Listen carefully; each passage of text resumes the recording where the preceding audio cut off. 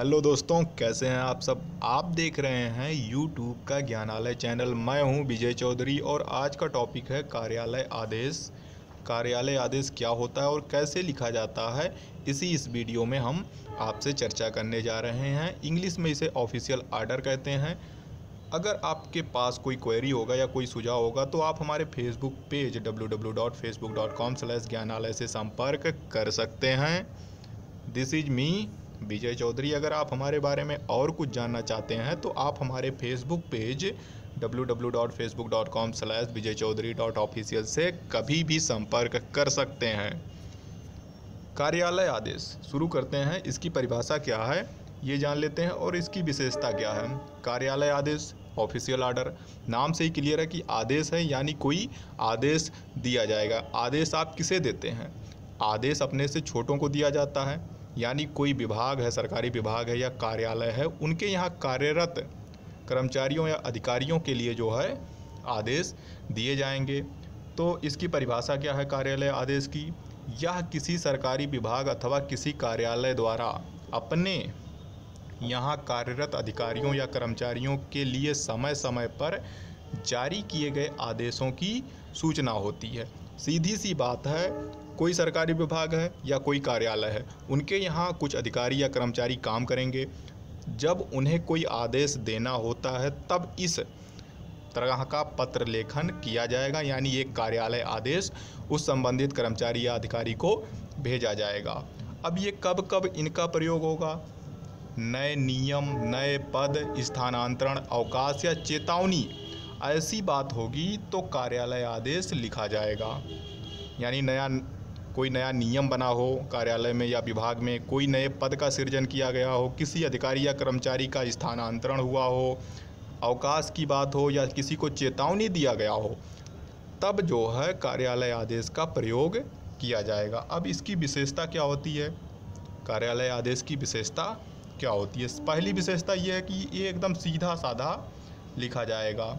दूसरी विशेषता है कि सरल और स्पष्ट शब्दों में आदेश दिया जाएगा। सीधा साधा और सरल और स्पष्ट कहने का मतलब ये है कि ये आदेश देने पर मतलब जिसे आदेश दिया जा रहा उसे सीधी सी बात समझ में आ जाए, मतलब किसी तरह का कोई कन्फ्यूजन जैसी बात ना हो। इसलिए जो है कार्यालय आदेश एकदम सीधा साधा और सरल और स्पष्ट शब्दों में लिखा जाता है।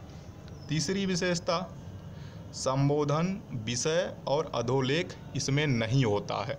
इससे पहले के जो हमने पत्र लेखन बताए, सरकारी पत्र और अर्ध सरकारी पत्र, जितने भी और पत्र थे उसमें संबोधन होता था, विषय होता था, अधोलेख होता था। संबोधन मतलब जैसे ऊपर लिखा जाता था कि सेवा में श्री या ये सब, ये बातें जो है कार्यालय आदेश में नहीं होती हैं। विषय, इसमें विषय भी कार्यालय आदेश में नहीं होता है। अधोलेख का क्या मतलब है?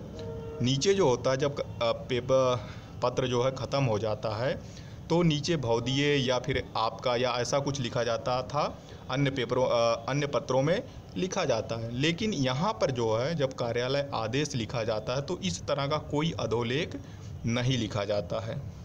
और चौथी विशेषता इसकी है कि जब कार्यालय आदेश लिखा जाता है तो उसके बीच में कार्यालय आदेश लिखना जरूरी होता है। ये इसकी प्रमुख विशेषता है कार्यालय आदेश का।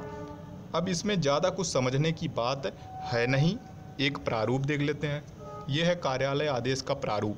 अगर कार्यालय आदेश का प्रारूप लिखने के लिए एग्जामिनेशन में आएगा तो सेम यही जो है प्रारूप जो है आप एग्जामिनेशन में लिख सकते हैं।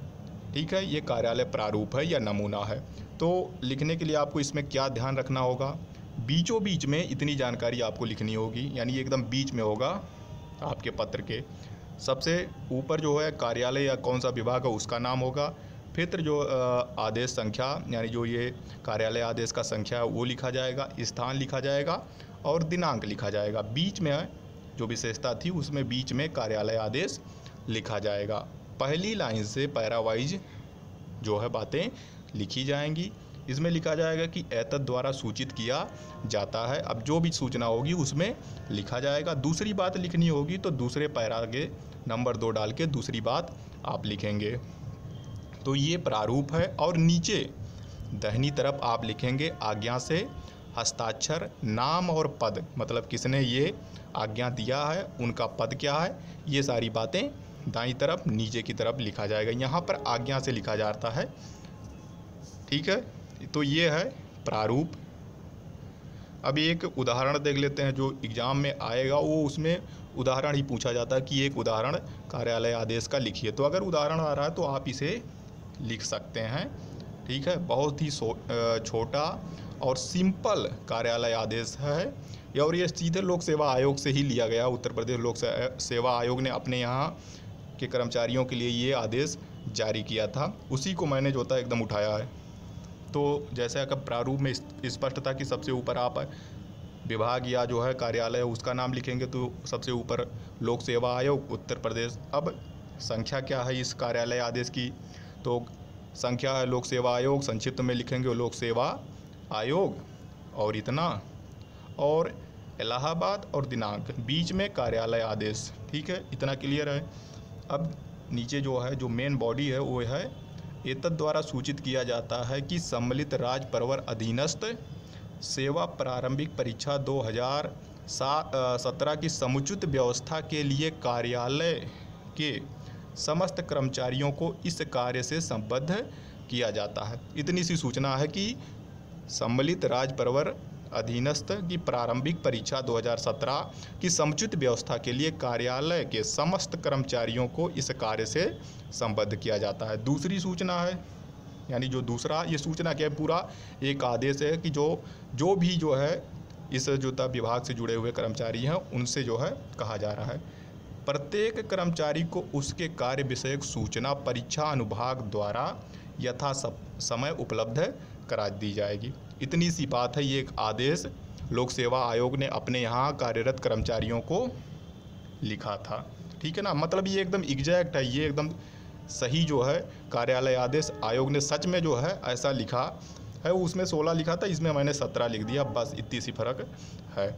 नीचे लिखेंगे आज्ञा से, हस्ताक्षर, आबासा, सचिव लोक सेवा आयोग इलाहाबाद। ये एक उदाहरण है कार्यालय आदेश का। प्रारूप मैंने पहले बता दिया। अब जो है कोई दिक्कत कार्यालय आदेश लिखने में नहीं होगी, आप same as it is exam में भी यही लिख सकते हैं, कोई दिक्कत नहीं है। लेकिन लिखते समय आप जो है विशेष सावधानी बरतेंगे, कोई भी तरह की त्रुटि इसमें मान्य नहीं होती है, चाहे आप प्रारूप लिख रहे होते हैं या फिर पत्र लेखन या फिर कार्यालय आदेश लिख रहे होते हैं। थैंक यू सो मच, आपने वीडियो देखा। वीडियो पसंद आ रहे हो तो चैनल को सब्सक्राइब करना ना भूलिए।